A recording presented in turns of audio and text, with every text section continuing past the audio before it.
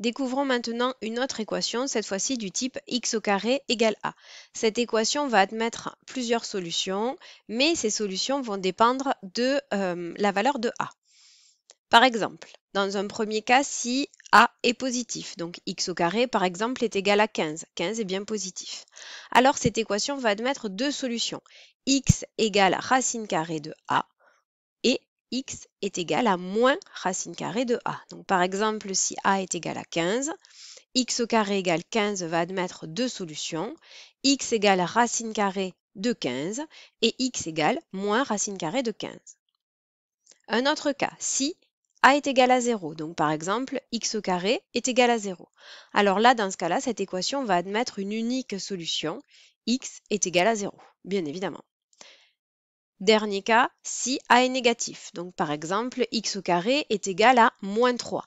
Alors cette équation n'admet pas de solution, parce que je vous rappelle qu'un carré doit toujours être positif. Donc x au carré est égal à moins 3, c'est impossible, donc cette équation n'admet pas de solution.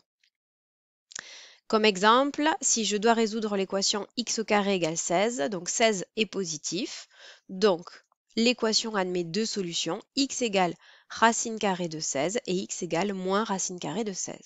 Alors, ces solutions, nous allons pouvoir les simplifier parce que racine carrée de 16, c'est égal à 4, c'est un carré, donc x égale 4 et on obtient x est égal à moins 4 de l'autre côté.